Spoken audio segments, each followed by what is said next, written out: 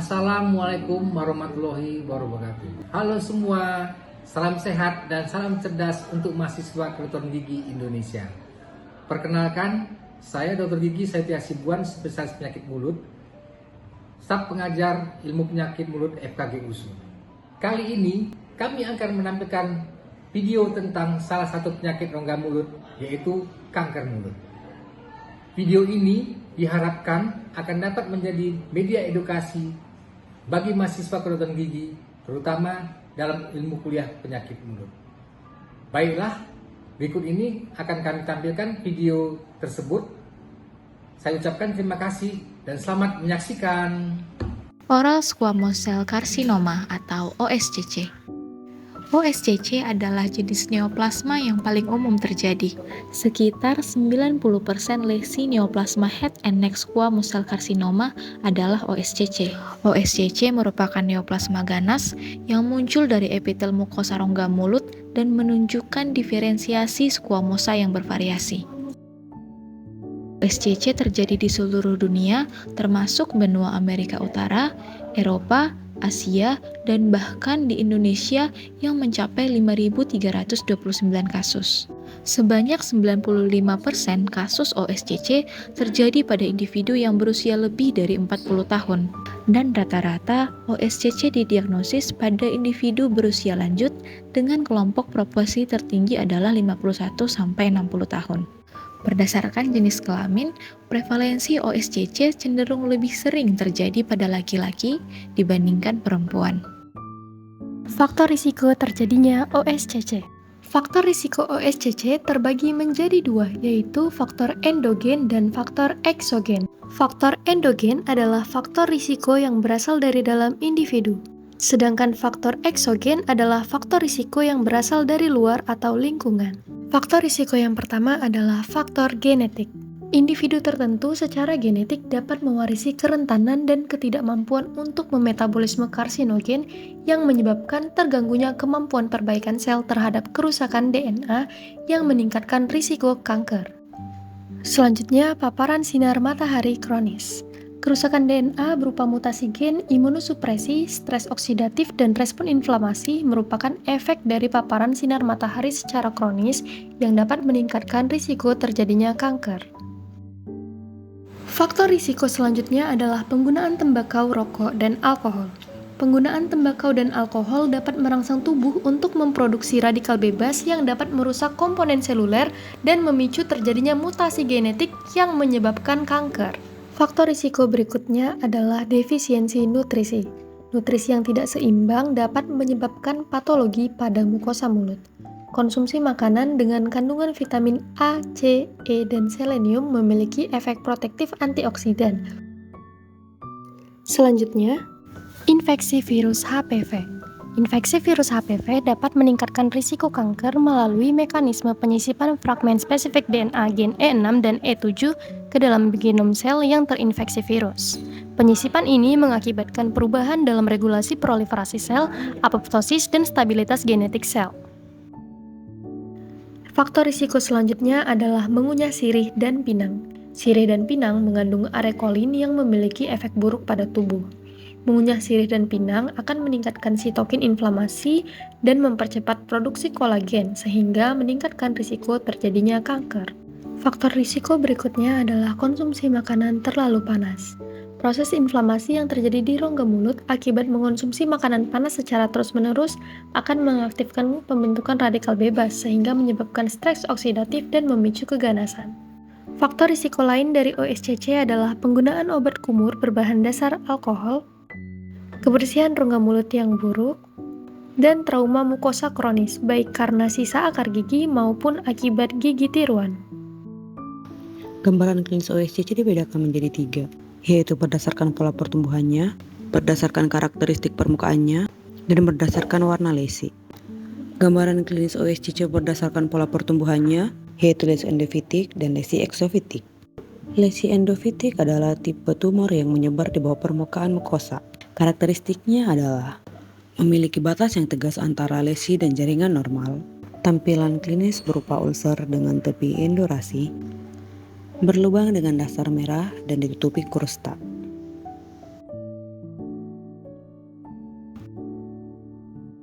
Lesi eksofitik yaitu lesi yang tumbuh dari permukaan mukosa dalam kelompok, berbentuk seperti kembang kol, dan dengan cepat menjadi simptomatik. Karakteristiknya mudah berdarah. Gambaran klinis OSCC berdasarkan karakteristik permukaan lesinya, yaitu lesi intek, ulcerasi, granular, dan papilari. Lesi intek yaitu lesi yang tampak seperti nodul dengan permukaan yang halus dan utuh. Ulcer yaitu lesi yang berada di bawah permukaan akibat disintegrasi epitel dan berbatas jelas dengan endorasi yang umumnya ditutupi oleh membran fibrin sehingga menghasilkan tampilan warna putih kekuningan. Granular yaitu lesi yang tampak seperti nodul soliter, berwarna kuning atau merah muda, biasanya tanpa nyeri dan paling sering timbul di anterior lidah. Lesi ini juga dapat dijumpai pada area bibir, palatum, dan mukosa bukal. Papilari yaitu lesi yang tumbuh dari jaringan yang melapisi suatu organ dan terlihat seperti finger-like yang panjang dan tipis. Biasanya lesi tahap awal tidak bergejala. Gambaran klinis OSCC berdasarkan warna lesinya, lesi merah, lesi putih, dan lesi campuran merah dan putih. Lesi merah. Lesi ini tampak seperti area merah terang dengan permukaan yang halus maupun kasar. Ini adalah gambaran klinis lesi merah pada dasar mulut. Pada gambar ini, terlihat area kemerahan yang difus dan dapat disertai dengan rasa terbakar. Umumnya terjadi pada pasien pengguna gigi tiruan atau dengan keluhan serostomia. Ini adalah gambaran klinis lesi merah pada palatum. Ini adalah lesi berwarna kemerahan yang bisa tersebar atau terlokalisasi, seringkali disertai rasa nyeri dan bengkak. Lesi ini bisa muncul di mana saja, termasuk gingiva, lidah, dan mukosa bukal. Lesi putih. Lesi ini tampak seperti bercak putih yang tidak dapat dikerok dan umumnya tidak menimbulkan rasa sakit. Secara histologis, lesi ini dapat berupa hiperkeratosis atau diplasia.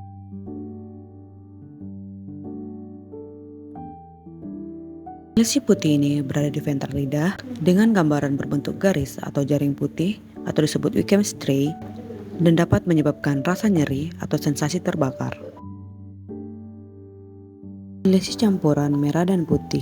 Lesi ini tampak seperti bercak berwarna merah dan putih dengan variasi halus dan datar atau kasar dan berkerut. Seringkali area merah ini menunjukkan perubahan jaringan yang lebih signifikan. Lesi ini dapat ditemukan pada berbagai area di mulut, seperti lidah, mukosa bukal, dan dasar mulut. Lesi ini perlu dievaluasi lebih lanjut untuk memastikan diagnosisnya. Selanjutnya, penegakan diagnosis OSCC. Pertama, melakukan pemeriksaan subjektif atau anamnesis. Pada anamnesis ditanyakan keluhan utama pasien yang mencakup lokasi keluhan, kronologi terjadinya keluhan, intensitas nyeri, serta keluhan lain yang menyertai. Rasa tidak nyaman merupakan keluhan yang paling umum yang mengarahkan pasien untuk mencari perawatan dengan keluhan penyerta seperti disfagia, odinopagia, otalgia, gerakan mulut yang terbatas, serta perdarahan. Kehilangan fungsi yang melibatkan lidah juga dapat mempengaruhi bicara, menelan, dan pola makan. Pada anamnesis juga ditanyakan mengenai riwayat perjalanan penyakit, awal terjadinya penyakit, dan faktor penyebab atau risiko yang mungkin melatar belakangi kondisi tersebut. Lalu ditanyakan mengenai riwayat kebiasaan pasien yang berhubungan dengan penyakit terkait, riwayat keluarga, status sosioekonomi, serta riwayat dental dan kesehatan medis pasien. Selanjutnya dilakukan pemeriksaan objektif dengan inspeksi atau melihat dan mengevaluasi adanya perubahan warna, perubahan integritas, ukuran, serta bentuk. Lalu dilakukan palpasi atau perabaan untuk mengevaluasi adanya pembengkakan, konsistensi, tekstur, dan endurasi. Kemudian pemeriksaan ekstraoral. Yang pertama, dilakukan pemeriksaan wajah dan leher, yaitu mengevaluasi warna kulit dan asimetrisitas wajah, seperti pembengkakan, serta facial palsy. Kedua, pemeriksaan sendi temporomandibula untuk mengevaluasi apakah ada clicking atau pembengkakan. Ketiga, pemeriksaan sirkum oral dan bibir, yaitu mengevaluasi tonus otot, warna, tekstur, dan pembengkakan bibir, serta keberadaan lesi. Kemudian pemeriksaan kelenjar limfu. Dilakukan inspeksi untuk mengevaluasi simetrisitasnya dan palpasi untuk mengevaluasi nyeri tekan serta pembengkakan. Pemeriksaan ini penting dilakukan pada kasus OSCC karena dapat menyebar ke kelenjar limfa ipsilateral, kontralateral, atau bilateral. Kemudian pemeriksaan intraoral, yaitu mencakup pemeriksaan kebersihan rongga mulut, gigi geligi, gingiva, mukosa bukal, mukosa labial, palatum durum, lidah, dan dasar mulut. Untuk dapat menegakkan diagnosis OSCC dan menentukan prognosisnya, maka lesi yang ditemukan harus dideskripsikan secara rinci dan jelas, meliputi jenis lesi misalnya nodul, plak, bercak, ulcer, dan lain-lain, warna lesi misalnya merah, putih, atau campuran merah dan putih, lokasi lesi misalnya dorsum lidah, mukosa bukal, dasar mulut, dan lain-lain, bentuk lesi misalnya irregular, batas tepi lesi misalnya diffuse atau tegas, ukuran lesi yang dideskripsikan dalam milimeter, konsistensi lesi khusus pada lesi eksofitik misalnya lunak, tekstur permukaan lesi misalnya intact, granular, papilleri, dan lain-lain, ciri spesifik lesi misalnya bertangkai, fluktuatif, movable, dan lain-lain. Pemeriksaan penunjang dalam menegakkan diagnosis OSCC adalah sitologi dan biopsi jaringan. Pemeriksaan histologis ini merupakan gold standard dalam mendiagnosis OSCC. Penegakan diagnosis OSCC dilakukan berdasarkan pemeriksaan histopatologi, staging kanker untuk oral squamous cell carcinoma, didasarkan pada sistem TNM disingkat dari Tumor Node Metastasis, yang dikembangkan oleh American Joint Committee on Cancer. Sistem ini mengevaluasi ukuran tumor primer T, keterlibatan kelenjar getah bening N, dan ada tidaknya metastasis jauh M. Berikut adalah panduan umum untuk staging OSCC. Penilaian T digunakan untuk menilai ukuran lesi. TX digunakan jika tumor primer tidak dapat dinilai. Digunakan T0 jika tidak ada bukti tumor primer. Digunakan TIS jika karsinoma in situ di mana tumor belum menembus membran dasar epitel. Digunakan T1 jika tumor kecil dengan 2 cm dalam dimensi terbesarnya. Digunakan T2 jika tumor besar dari 2 cm tapi kecil dengan 4 cm dalam dimensi terbesarnya. Digunakan T3 jika tumor besar dari 4 cm dalam dimensi terbesarnya.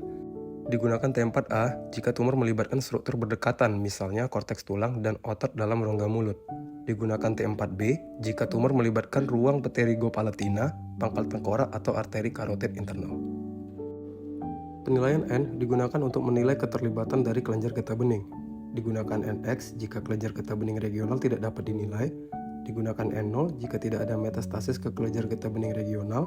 Digunakan N1 jika metastasis pada satu kelenjar getah bening ipsilateral kecil dengan 3 cm dalam dimensi terbesarnya. Digunakan N2A jika metastasis pada satu kelenjar getah bening ipsilateral besar dari 3 cm tapi kecil dengan 6 cm. Digunakan N2B jika metastasis pada beberapa kelenjar getah bening ipsilateral dan semuanya kecil dengan 6 cm. Digunakan N2C jika metastasis pada kelenjar getah bening bilateral atau kontralateral dan semuanya kecil dari 6 cm. Digunakan N3 jika metastasis pada kelenjar getah bening besar dari 6 cm. Metastasis. Metastasis ini terbagi 3. Yang pertama, MX, yaitu metastasis jauh tidak dapat dinilai. Yang kedua, M0, yaitu tidak ada metastasis jauh. Yang ketiga, M1, ada metastasis jauh. Penilaian stage dari OSCC. Stage 0 yaitu TIS N0 M0. Stage 1 yaitu T1 N0 M0. Stage 2 yaitu T2 N0 M0. Stage 3 yaitu T3 N0 M0 atau T1 sampai T3 N0 M0. Stage 4A yaitu T4A N0 atau N1 M0 atau T1 sampai T3 N2 M0. Stage 4B yaitu T4B, kelenjar getah bening apapun M0 atau tumor apapun, N3 M0. Stage 4C yaitu tumor apapun, kelenjar getah bening apapun, M1. Staging kanker penting untuk menentukan prognosis pasien dan memilih strategi pengobatan yang paling tepat. OSCC sering didiagnosis ketika sudah berada di stadium lanjutan. Hal ini dikarenakan pasien sering tidak menyadari lesi prakanker dan datang ke dokter gigi untuk meminta perawatan karena merasakan sakit. Sebagai dokter gigi, kita harus mencurigai beberapa lesi yang berpotensi menjadi keganasan. WHO telah membuat daftar mengenai beberapa kondisi oral yang berpotensi menjadi kanker, yaitu Lichen planus, leukoplakia, discoid lupus erythematosus, inherited disorder, tobacco-related lesion, erythroplakia, actinic cheilitis, dan submucous fibrosis. Perawatan OSCC. Tujuan utama perawatan kanker adalah untuk menyembuhkan pasien melalui terapi dengan kemungkinan morbiditas paling sedikit dan mempertahankan kualitas hidup pasien. Pemilihan perawatan bergantung pada stadium kanker, tumor spesifik faktor, letak, dan ukuran lesi primer. Ada atau tidaknya metastasis, dan data prognosis secara umum. Perawatan yang direkomendasikan didasari pada prinsip patient-centered care. Terapi definitif ini, pertama yang dilakukan adalah pembedahan.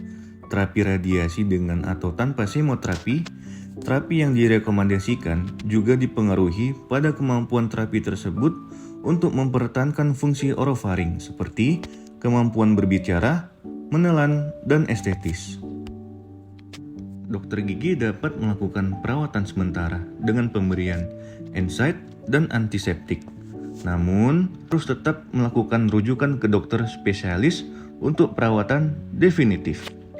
Sekian video pembelajaran dari kami, semoga bermanfaat dan sampai jumpa.